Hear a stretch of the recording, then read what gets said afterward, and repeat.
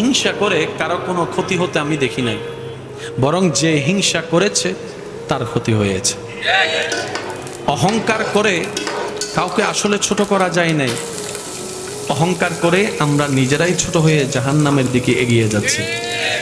অন্যকে ধ্বংস করার প্ল্যানিং করে কারো ধ্বংস এই পর্যন্ত করা যায় নাই, বরং যে ধ্বংস করার প্ল্যানিং করেছে কোনো না কোনোভাবে অন্যভাবে ধ্বংস সে নিজেই হয়েছে।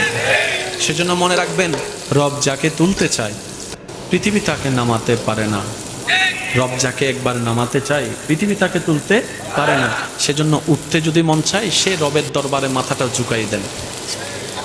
যদি উঠতে মন চায় সে রবের দরবারে মাথাটা ঝুঁকাই দেন, যেন রব আপনার মাথা ঝুঁকানো দেখে বলে, আমি আল্লাহ তাকে এত কিছু দেওয়ার পরও সে নিজের অহংকারকে পিছনে ফেলে আমি রবের দরবারে ভিক্ষুক হয়ে নামাজে সিজদায় লুটে পড়েছে। সুবহানাল্লাহ।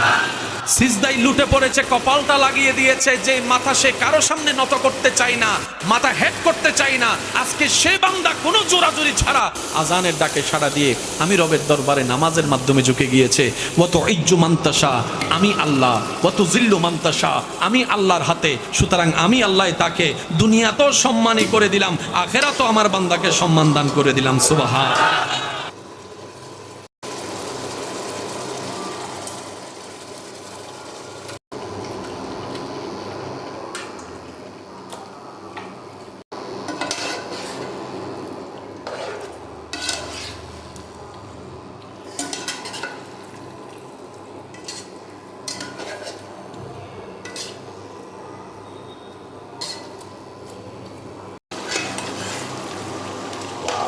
মাশাআল্লাহ, লাল মুরগি।